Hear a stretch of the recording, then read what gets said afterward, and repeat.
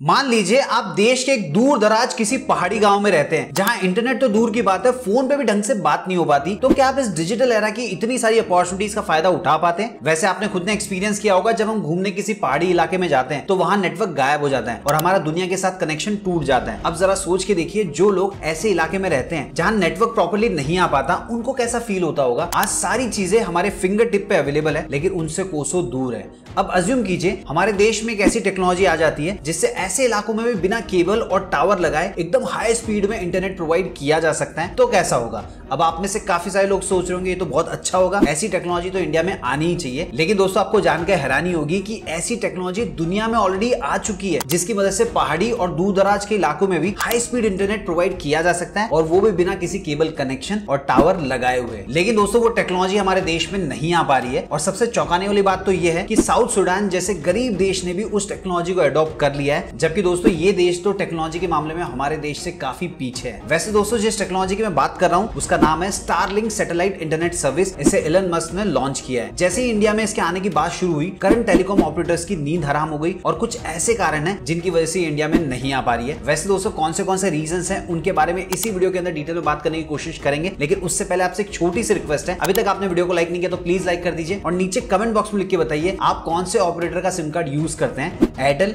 या फिर जियो। अब दोस्तों, सबसे पहले तो ये समझते हैं स्टारलिंक एग्जैक्टली है क्या।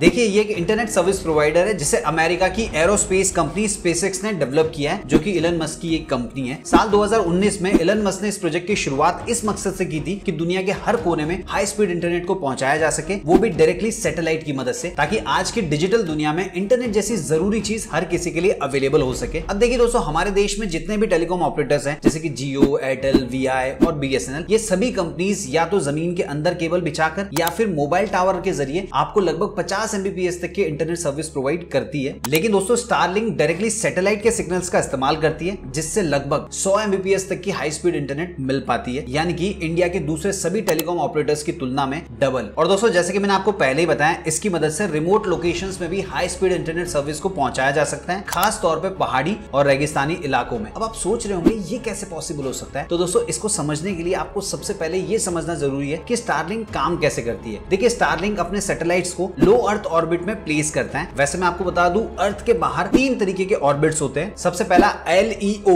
यानी कि लो अर्थ ऑर्बिट। अर्थ से इसकी जो दूरी होती है 500 किलोमीटर से लेकर 1200 किलोमीटर के बीच में होती है। दूसरा होता है MEO यानी कि मीडियम अर्थ ऑर्बिट। इसकी दूरी 5000 किलोमीटर से लेकर 20000 किलोमीटर के बीच में होती है, और इस ऑर्बिट का इस्तेमाल मोस्टली GPS और नेविगेशन के लिए किया जाता है। तीसरा होता है GEO, जिसका फुल फॉर्म होता है जियो स्टेशनरी अर्थ ऑर्बिट। इसकी दूरी 36000 किलोमीटर से ज्यादा होती है। वैसे दोस्तों, इसका इस्तेमाल मौसम विभाग और टेलीविजन में DTH में होता है। अब दोस्तों, स्टारलिंक लो अर्थ ऑर्बिट में इसलिए सैटेलाइट लॉन्च करता है क्योंकि यहाँ पे सैटेलाइट लॉन्च करने से सैटेलाइट और रिसीवर के बीच में जो दूरी होती है वो कम होती है, जिससे नेटवर्क की लेटेंसी कम हो जाती है और हाई स्पीड में डेटा मिल पाता है। साथ ही ये सारे सैटेलाइट एक मैस नेटवर्क बनाते हैं, जिससे रिमोट लोकेशन में भी डेटा को डायरेक्टली एक्सेस किया जा सकता है। अब देखिए दोस्तों, स्टारलिंक की सर्विसेज सीधे सैटेलाइट से ऑपरेट होती है, इसलिए सिग्नल्स को रिसीव करने के लिए एक रिसीवर या फिर आप कह सकते हैं डिश की जरूरत पड़ती है। ये जो रिसीवर होता है ऑर्बिटिंग सैटेलाइट से सिग्नल को रिसीव करता है और उसके बाद में यूजर्स के डिवाइस में इंटरनेट डेटा के रूप में प्रोवाइड करता है। वैसे दोस्तों, मैं आपको बता दूं, स्टारलिंक कंपनी अब तक 7200 से भी ज्यादा सैटेलाइट लॉन्च कर चुकी है, जिनमें से 6499 सैटेलाइट फंक्शनल है, मतलब एकदम अच्छे से काम कर रहे हैं। स्पेसएक्स का टारगेट है कि इस नंबर को बढ़ाकर 12000 तक ले जाना है, और उसके बाद में लॉन्ग टर्म गोल है 34400 सैटेलाइट्स को लॉन्च करना, ताकि पूरी धरती को कवर किया जा सके। फिलहाल स्टारलिंक दुनिया के 90 से भी ज्यादा कंट्रीज में अपनी सर्विसेज प्रोवाइड कर रही है। और दोस्तों, अगर मैं इनके सब्सक्राइबर्स की बात करूं तो साल 2022 में स्टारलिंक के 1 मिलियन से ज्यादा सब्सक्राइबर्स थे, और अब ये जो नंबर है 4 मिलियन को पार कर चुका है। चलिए अब बात कर लेते हैं, स्टारलिंक अगर इंडिया में आ जाता है तो क्या क्या पॉजिटिव चेंजेस हमको देखने को मिल सकते हैं। सबसे पहला, internet access in rural and remote area. दोस्तों, जैसे कि मैंने आपको बताया, हमारे देश के पहाड़ी और दूर दराज के इलाकों में जहां आज के टाइम में इंटरनेट फैसिलिटी को पहुंचा पाना काफी चैलेंजिंग होता है, वहां पे स्टारलिंक आसानी से सर्विसेज प्रोवाइड कर सकता है, जिससे वहां के लोगों को इस डिजिटल एरा की अपॉर्चुनिटीज अपॉर्चुनिटीज को ग्रैब करने का मौका मिलेगा। दूसरा, इंप्रूवमेंट इन एजुकेशन। देखिए दोस्तों, आज के टाइम में जो लोग मेट्रो सिटीज में रहते हैं उनके एक फिंगर टिप पे सारी इंफॉर्मेशन अवेलेबल होती है, लेकिन दोस्तों जो लोग रिमोट लोकेशंस में रहते हैं वहां पे तो इंटरनेट ही नहीं आता, तो इन्फॉर्मेशन को गैदर करना उनके लिए थोड़ा सा मुश्किल होता है। सो दोस्तों, अगर स्टारलिंक आ जाएगा तो उनके लिए भी ऑनलाइन एजुकेशन लेना बहुत ही आसान हो जाएगा, और अगर उनको कोई भी इंफॉर्मेशन चाहिए होगी तो उनके भी फिंगर टिप पे अवेलेबल होगी। तीसरा, इंप्रूवमेंट इन हेल्थ केयर। देखिए दोस्तों, रूरल एरियाज में ज्यादातर छोटे हॉस्पिटल्स या फिर क्लिनिक्स होते हैं, सो यहाँ पे टेलीमेडिसिन जैसी सर्विसेज आसानी से पहुंचाई जा सकती है, क्योंकि आज भी हमारे देश में कई सारे ऐसे इलाके हैं जहाँ पे हॉस्पिटल्स तो है लेकिन टाइम पे अच्छे डॉक्टर्स पहुंच नहीं पाते। तो स्टारलिंक की हेल्प से ऐसे इलाकों में रहने वाले लोगों को टाइम पे ट्रीटमेंट मिल सकता है, मतलब रूरल एरियाज में हेल्थ केयर सिस्टम काफी सुधर सकता है। चौथा, economic benefit in tourism. Starlink से देश के पहाड़ी एरियाज और रेगिस्तानी इलाकों में जो टूरिस्ट प्लेसेस हैं वहां इंटरनेट एक्सेस मिलने से टूरिज्म इंडस्ट्री को और भी फायदा होगा, जिससे इनडायरेक्टली वहां की लोकल इकोनॉमी डेवलप हो पाएगी। इसके अलावा हाई स्पीड इंटरनेट की वजह से रूरल एरियाज के जो लोग हैं वो ई कॉमर्स और कंटेंट क्रिएशन का भी एडवांटेज ले पाएंगे, जिससे फायदा यह होगा कि वहां पे रहने वाले लोगों को करियर के कुछ नए ऑप्शंस मिलेंगे। पांचवा, हेल्प इन इमरजेंसी सिचुएशन। देखिए, भूकंप, बाढ़ और कई तरीके के दूसरे डिजास्टर के दौरान ये सैटेलाइट इंटरनेट एक इमरजेंसी टूल की तरह काम कर सकता है। इसके थ्रू जल्दी से जल्दी इमरजेंसी सर्विसेज को डिप्लॉय किया जा सकता है और रिमोट लोकेशंस में भी जरूरी इंफॉर्मेशन भेजी जा सकती है, जिससे पुलिस और मिलिट्री ऑफिसर रेस्क्यू ऑपरेशन बहुत ही जल्दी शुरू कर सकते हैं। वैसे मैं आपको बता दूं, स्टारलिंक यूएस में इसी तरह डिजास्टर के वक्त काफी हेल्पफुल साबित होता है। अब दोस्तों, ऐसा भी नहीं है कि स्टारलिंक नेटवर्क के सिर्फ फायदे ही फायदे हैं, कुछ नुकसान भी है। अब चलिए वो नुकसान क्या है उसके बारे में बात कर लेते हैं। सबसे पहला, data security and privacy issue.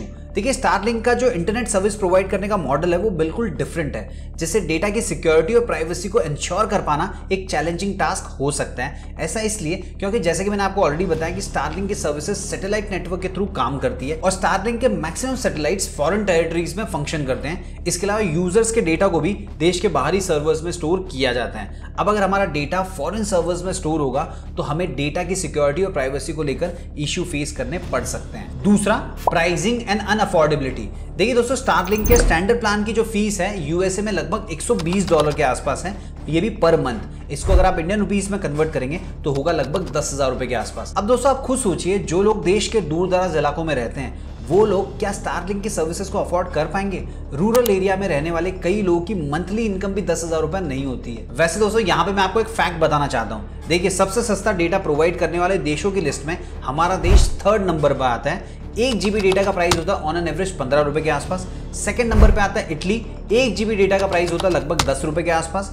1st number पे आता है इजराइल, 1 GB डेटा का प्राइस होता है 3 रुपए 30 पैसे के आसपास। तीसरा, इंपैक्ट ऑन लोकल इंडस्ट्री। देखिए दोस्तों, अगर देश में स्टारलिंक की सर्विसेज शुरू होती है और प्राइस भी अफोर्डेबल होती है तो इंडिया के टेलीकॉम मार्केट में टफ कंपटीशन शुरू हो सकता है, और ये भी पॉसिबिलिटी है कि जैसे जियो ने कई सारे प्लेयर्स को आउट किया वैसा एक बार फिर से हो, मतलब हिस्ट्री एक बार फिर से रिपीट हो जाए। अब दोस्तों, एक सिचुएशन इमेजिन करके देखिए, स्टारलिंक हमारे देश में सब कोई यूज करने लग जाते हैं, बाकी दूसरे प्लेयर्स धीरे धीरे मार्केट से आउट होने लग जाते हैं। उसके बाद में अगर स्टारलिंक अपने प्राइसेस को बढ़ा देता है तो हमें मजबूरी में सर्विसेज लेने के लिए जो भी प्राइस होगा वो पे करना ही पड़ेगा। चौथा, astronomical research and sky pollution. देखिए दोस्तों, स्टारलिंक से ग्लोबल प्रॉब्लम क्रिएट हो सकती है और वो है एस्ट्रोनॉमिकल रिसर्च और एनवायरनमेंट की। क्योंकि दोस्तों, जब स्टारलिंक हजारों सैटेलाइट स्पेस के लो अर्थ ऑर्बिट में लॉन्च करती है तो उससे कई तरीके की प्रॉब्लम्स हो सकती है। सबसे पहले लाइट पॉल्यूशन। देखिए, जो साइंटिस्ट होते हैं वो अक्सर स्पेस को देखते रहते हैं कुछ ना कुछ रिसर्च करने के लिए।